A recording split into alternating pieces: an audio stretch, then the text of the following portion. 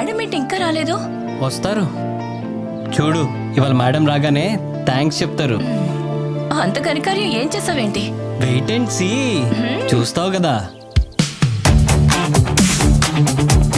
Hi ma'am. Good morning madam.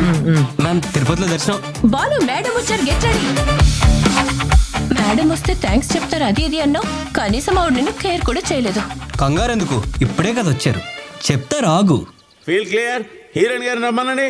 Hello, hi hi. Ready? Action.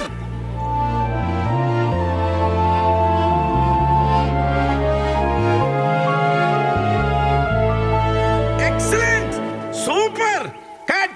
అవును, madam thanks చెప్తారన్నావు, pack up అయిపోయి వెళ్ళిపోతున్నారు కూడా. అదేరా నాకు అర్థం కావట్లేదు, ఈ పార్టీకి థ్యాంక్స్ చెప్పాలి కదా.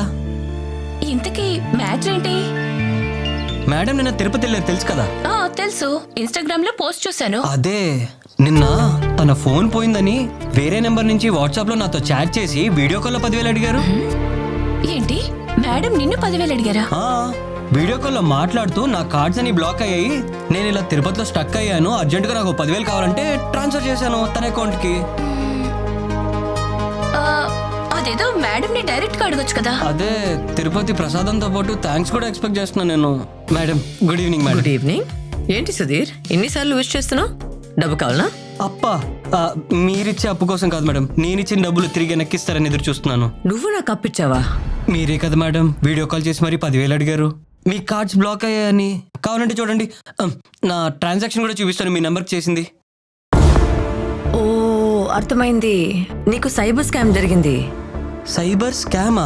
సైబర్ స్కామా? ఈ మధ్యలో ఇలాంటి సైబర్ నేరాలు చాలా జరుగుతున్నాయి. నేను ఇన్స్టాగ్రామ్ లో పోస్ట్ పెట్టింది ఆధారంగా చూసి నా ఫేస్ తో మీకు వీడియో కాల్ చేసి 10,000 రూపాయలు అడిగారు. నువ్వు కూడా అందరిలాగా మోసపోయావు. ఇదంతా ఒక సైబర్ స్కామ్. సైబర్ స్కామ్ ఏంటి మేడం? నా 10,000 మేడం. 10,000 గోవిందా.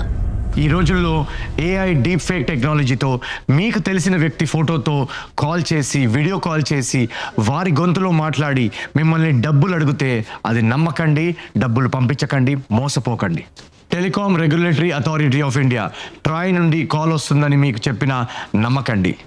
వెబ్సైట్స్లో కానీ సోషల్ మీడియా ప్లాట్ఫామ్స్లో కానీ మీకు కనిపిస్తున్న సమాచారం నిజమా కాదా కన్ఫర్మ్ చేసుకోండి. అన్నోన్ నంబర్స్ నుంచి కాల్ వచ్చి మేము ఫలానా బ్యాంక్ నుంచి మాట్లాడుతున్నాం, మీ సివివి నంబర్ షేర్ చేయండి, మీ ఓటీపీ షేర్ చేయండి అని అడిగితే ఎంత నిజంగా అనిపించినా అది డౌన్లోడ్ చేయకండి, షేర్ చేయకండి. ఇలాంటి ఎటువంటి సంఘటనలు జరిగినా ఫిర్యాదుల కోసం 1930 హెల్ప్ లైన్ నంబర్కి కాల్ చేయండి లేదా cybercrime.gov.in కి లాగిన్ అయి రిపోర్ట్ చేయండి. మీకు దగ్గరలో ఉన్న సైబర్ క్రైమ్ పోలీస్ స్టేషన్కి వెళ్ళి రిపోర్ట్ చేసి ఫిర్యాదు చేయండి.